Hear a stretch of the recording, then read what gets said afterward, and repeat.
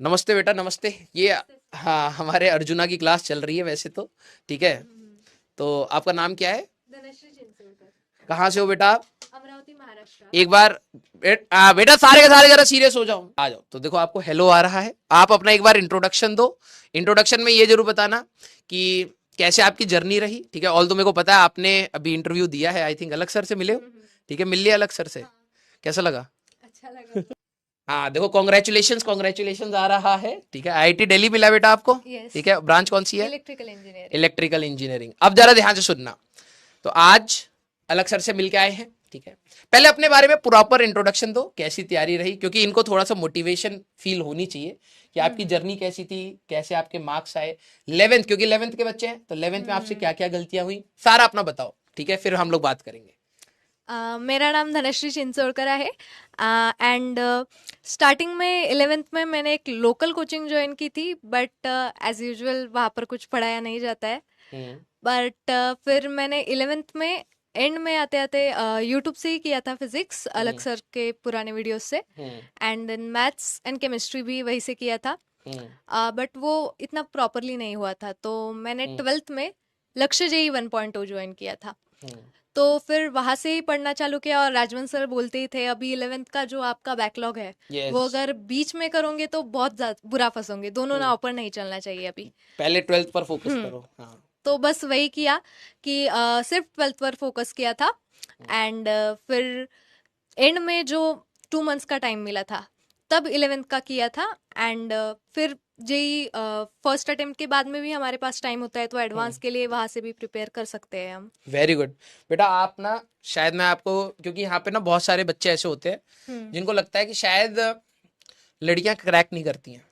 ऐसा ठीक है। कुछ नहीं है, ऐसा मेहनत कुछ नहीं तो। है। तो जब आपका आज आया कि सर ने बोला कि बच्ची आई है, मैंने कहा डेफिनेटली मैं उसको क्लास में लेके आऊंगा, बिकॉज हम्म। तुम्हारी वजह से ना बहुत सारे बैच में ऐसी लड़कियां हैं जिनको मोटिवेशन मिलेगा। ठीक है, थैंक यू सो मच कि आप आए, पहली बात। ठीक है। और बच्चों को ये जरूर बताना कि 11th में जो जैसे कमियां जो रह जाती हैं, जो हम्म। आपसे गलतियां हुई हैं, क्योंकि ये लोग भी विद प्राउड कर रहे हैं। ठीक है, इनको घमंड होगा कि हम ये गलतियां कर रहे हैं। क्या क्या गलतियां नहीं करनी चाहिए। ठीक है। जो भी आपको लगता है प्लीज बताओ, क्योंकि आपका इंटरव्यू तो बाहर आएगा ही, तो डिटेल्ड में सर ने बात किया ही हुआ है ना। हाँ। जो आपको लगता है कि आपको बतानी चाहिए, बिल्कुल बताओ कि 11th में क्या गलतियां नहीं होनी चाहिए। हम्म। पहले तो पेरेंट्स से हमको बहुत खुल के बात करनी चाहिए। Very good. किसी चीज का ईगो लेकर नहीं बैठना है कि ऐसा उन्होंने बोल दिया तो अब मन में ही रखेंगे और उनको कुछ बताएंगे नहीं, तो उसका बहुत ज्यादा हमारे ऊपर असर दिखेगा। Very good. तो वैसा नहीं करना चाहिए। और जो टीचर्स बोल रहे हैं उसको ब्लाइंडली अगर फॉलो किया जाए तो जितना चाहिए उतना हो जाता है। यूट्यूब पे जाए या उधर इधर उधर देखे, उससे कोई फायदा नहीं होता है। टीचर्स जो बता रहे हैं डीपीपी एंड मॉड्यूल इतना भी कर लिया तो बहुत ज्यादा सफिशिएंट हो जाता है एक एडवांस के लिए भी। एक बात बताना, जब तुम तैयारी करते थे तो क्या ऐसा कभी होता था कि सवाल नहीं बने? हाँ, वैसा तो होता ही था। होता ही होगा, है ना। यस। जब नहीं बनते तो क्या तुम क्रिब करते थे, रोते थे कि यार मेरे से सवाल नहीं हो रहे, या तो उस एटीट्यूड में जाते थे और प्रैक्टिस बढ़ाते थे? उसी क्वेश्चन जो नहीं हो रहा उसमें ज्यादा भी टाइम दिया, स्टार्टिंग में नहीं हो वेरी रहा गुड। तो क्यों नहीं हो रहा, क्या कंसेप्ट रॉन्ग हो रहा है, और हम्म। आप हमेशा बताते थे अगर वो नहीं आ रहा तो उस कंसेप्ट को जाकर देखो और उस पर और क्वेश्चंस लगाओ। यस। तो वैसे करने से हमारे जो टॉपिक्स होते हैं वो बहुत ज्यादा स्ट्रांग हो जाते हैं। Very good. तो हाँ। वैसा कर सकते हैं हम। और अगर कोई कुछ चीज हमको आ ही नहीं रही है तो उसे उस टाइम के लिए होल्ड करके फिर हम बाद में भी उसके बारे में सोच यस। सकते हैं। मैं इनको कई बार बोलता हूँ कि जब आप प्रिपरेशन करते हो तो प्रिपरेशन बहुत टफ है। देखा जाए तो बहुत सारे टॉपिक्स हैं, बहुत सारे चैप्टर्स हैं, और बहुत सारी चीजें सोचनी पड़ती है, तो कई बार कुछ चीजें नहीं समझ आती, उसका लोड नहीं लेना है। फॉर द टाइमिंग चलो ठीक है, कल देखेंगे, परसों देखेंगे, एक महीने बाद देखेंगे, लेकिन वो एटीट्यूड आपका हमेशा पढ़ने वाला होना होना चाहिए। चाहिए। कितने घंटे पढ़ते थे? स्टार्टिंग में तो मैं 4 आरसी सोती थी और पूरा टाइम बाकी का। 4 घंटे सोते थे? हाँ, क्योंकि तब 11th का पूरा बैकलॉग और वो मैनेज करना था, तो स्टार्टिंग दिवाली तक वैसा करना पड़ा।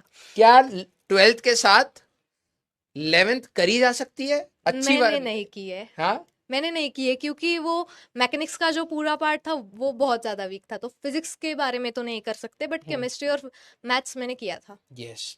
मैं बेटा आप सभी लोगों को बोलता हूं कि अभी आप 11th क्लास में है ना, जितना खुल के पढ़ सकते हो पढ़ लो।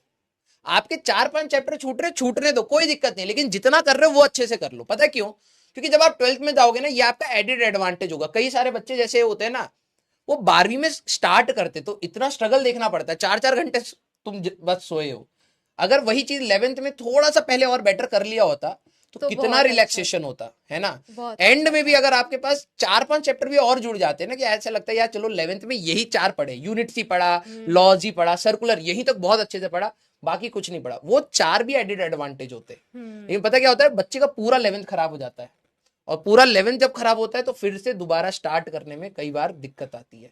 टेस्ट वेस्ट देते थे? हाँ, टेस्ट पूरे दिए थे, सारे टेस्ट दिए थे? और सारे दिए डीपीपी? थे।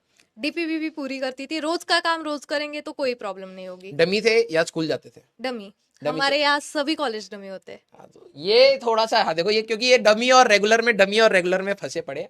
बेटा देखो, ये डमी का एक एग्जांपल है जो सक्सेसफुल हुआ है। मैं आपके पास स्कूल वाले बच्चे भी लेके आऊंगा जो सक्सेसफुल होते हैं। मैं हर बार क्लास में यही बात बोलता हूं कि अगर आपके अंदर ये क्लैरिटी है ना कि आपको एक रैंक लानी है और उसके लिए क्या करना पड़ेगा, आपको बैठना पड़ेगा, घिसना पड़ेगा, कई बार सवाल नहीं होंगे, फ्रस्ट्रेशन होगी, लगाना पड़ेगा। अगर आप सिंसियर हैं तो आप डमी के साथ भी अच्छा कर जाएंगे, आप स्कूल के साथ भी कर जाएंगे। कोई आपका ऐसा नोन में जिसने स्कूल के साथ भी रैंक लिया हो? नहीं, ऐसा क्योंकि कोई नहीं। आप उस सर्कल में शायद नहीं हो, नहीं। ठीक है। लेकिन मेरे पास ऐसे कई सारे एग्जाम्पल हैं बेटा जो school going, even I was the example, मैं स्कूल गोइंग था और मेरे एक ही बारी में सिलेक्शन हो गया था, ठीक है। अच्छा, एक और ये है कि बुक्स वुक्स एक्स्ट्रा बच्चे पूछ रहे स्टार्टिंग में 11th में जब मैंने ज्वाइन नहीं की थी बैच, तब सिंगेज ली थी, हैं। बट नहीं हुई थी। बहुत बल्कि किताब है। मैं इनको बताता हूँ ना, पता है हम लोग जब बोलते हैं ना तो बच्चा को लगता है कि अच्छा ऐसा जबरदस्ती बोल रहे हैं, लेकिन रियलिटी है आप स्टार्टिंग में बहुत मोटिवेटेड होते हो तो आपको लगेगा भाई मैं करूंगा, क्योंकि फिर केमिस्ट्री भी अपना पीक पर आएगा, उसके में भी बहुत सारे सवाल प्रैक्टिस करने हैं, फिजिक्स भी पीक पर आएगा, मैथ्स भी पीक पर आएगा, तब टाइम ही नहीं मिलता इन सब चीजों। आपको लगता है भाई क्लास डीपीपी मॉड्यूल इतना ही कर लें बहुत हो जाता है। केमिस्ट्री के लिए की थी पर मैंने। हाँ, वो केमिस्ट्री में क्या है ना, थोड़ा जल्दी हो जाते हैं सवाल, हाँ, ठीक है। इसलिए। मैथ्स और फिजिक्स में तो बिल्कुल नहीं बन पाएगा। स्टार्टिंग में कुछ चैप्टर्स के लिए कर भी लेगा बच्चा, फिर वो छूटना ही छूटना है और फिर वो बुक साइड में पड़ी रहती है। वही। और कौन सा सवाल पूछना है भाई? रैंक बता दो बेटा इनको। 5008 जनरल एंड ओबीसी एनसीएल 966। बताओ भाई, देखो अब ये आपने 12th के साथ रेगुलर करके ही निपटा लिया। हम्म। अब मैं आप सभी लोगों को कहूंगा भाई take it as a very positive example कि स्कूल के साथ मतलब 11 12th के साथ भी की जा सकती है। और आपने अपने 11th मिस करी थी, ठीक है, और 12th एक साल के अंदर ही आपने रैंक निकाली है, ठीक है। डेफिनेटली अगर 11th में और पहले थोड़ा सा इनपुट्स रखे होते तो बहुत Right. कुछ चीजें और भी चेंज हो जाती है ना। हो जाती। तो आप सभी लोगों के लिए भाई ये बहुत इंपॉर्टेंट चीज है कि आप अपने जो भी जर्नी चल रहे हैं वो सभी के अलग अलग होंगी, ठीक है। आपके अपने थोड़े से दिक्कतें आएंगी, आपकी अपने थोड़ी सी प्रॉब्लम्स आएंगी, आपको खुद से सोल्यूशन निकालना। अच्छा, 2 साल में आपका कभी ट्रैक से हटे हो, कभी कभार डिमोटिवेशन हो गया कि यार नहीं हो रहा, समझ ही नहीं आ रहा सिलेक्शन होगा या नहीं होगा, कभी ऐसा फील हुआ? नहीं, मैंने होने ही नहीं दिया। करना है तो अभी करना है, ड्रॉप नहीं लेना है, बस ये अच्छा, सिर्फ था। ये पहले क्लैरिटी थी कि ड्रॉप में नहीं जाना है, नहीं सीधे जाना वन है। शॉट ही, Yes. जैसा भी हो जाए बस। ये बहुत सही है। और डिमोटिवेशन कभी नहीं हुआ? टेस्ट में मार्क्स कम आ रहे हैं या फिर कभी ऐसा लग रहा हो कि यार, क्योंकि उस समय पता नहीं होता ना कि सिलेक्शन होगा, ठीक है। जब आप पढ़ रहे होते हो तो आपको लग रहा होता है आप पॉजिटिविटी से तो पढ़ रहे हो, लेकिन कभी कभार तो खुद को लगता है यार पता नहीं यार दूसरे बच्चे बहुत अच्छा कर रहे हैं। हाँ, वैसा तो लगता था। तो उस समय क्या करते थे? बस कुछ नहीं, पढ़ना ही है तो वो सोच कर ही क्या करेंगे, उसमें ज्यादा टाइम वेस्ट कभी ऐसा हुआ कि तुमने खुद को शाबाशी दी हो कि यस तुम बहुत अच्छा चल रहा है, बहुत अच्छा कर रही हो, इसी को कंटिन्यू करना है, कभी ऐसा किया है क्या? हाँ, मतलब जब सर बोलते थे वैसा एंड तक, क्योंकि कंपटीशन का कोई अंदाजा नहीं था नहीं घर होता पर। है, हाँ, एडवांस में बिल्कुल नहीं होता, कोई नहीं पता वो कौन कब कहाँ से फोड़ देगा एग्जाम। इसलिए अभी फिजिक्स के कंसेप्ट अगर बहुत अच्छे से अगर रिकॉल कर लिया तो बहुत अच्छा लगता था, थप देते थे। Very good very good very good. तो बेटा जितने भी यहाँ पर बच्चे हैं, इट्स माय रिक्वेस्ट, आप प्लीज यहाँ से ना पॉजिटिव एग्जांपल्स लीजिए। देखो कमियां निकालने में पूरी दुनिया पीछे पड़ी रहती है, ठीक है। हर कोई, आपके अंदर भी कमियां होंगी, मेरे में भी होंगी, अगर कोई निकाल के बाहर देखना चाहेगा ना तो वो सबकी देख सकता है। लेकिन बात यह है कि क्या हम लोग अपने सामने एक पॉजिटिव एग्जाम्पल से एक पॉजिटिव एटीट्यूड सीख सकते हैं या नहीं सीख सकते हैं। ये चीज बहुत मैटर करती है। जब आपके सामने हम लोग स्टूडेंट्स को लाते हैं ना, तो ये वही स्टूडेंट्स हैं जो आपके साथ आपकी भीड़ में बैठे रहते हैं, जो स्ट्रगल्स आपने देखे हैं, जो माइंडसेट आपने देखा है, प्रॉब्लम्स आपने देखी है ना, उनको ही डील करके रैंक निकाल रहे हैं, ठीक है। अब कमियां अगर आपको ढूंढनी है तो आप कमियां ढूंढ सकते हैं अपनी तैयारी में, और पॉजिटिविटी अगर आप ढूंढना चाहते हैं तो आप पॉजिटिविटी ढूंढ सकते हैं अपनी तैयारी में, ठीक है।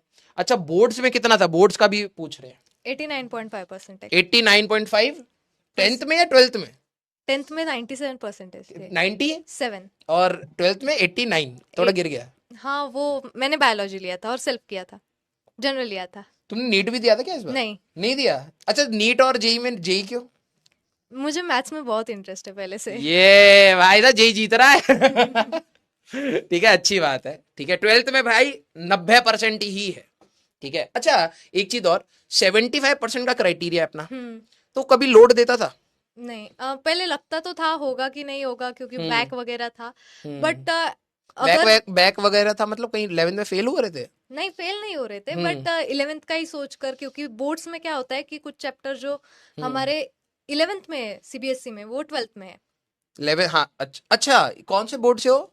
महाराष्ट्र बोर्ड। ओके, तो वहां पर वैसा नहीं है कि 12th का सिलेबस है तो 12th का पेपर आएगा, उसमें 11th के चैप्टर्स भी जुड़ जाते हैं? नहीं, हमारे सीबीएसई में जो 11th में चैप्टर्स है, हाँ, वो बोर्ड में 12th में है हमारे, महाराष्ट्र बोर्ड में।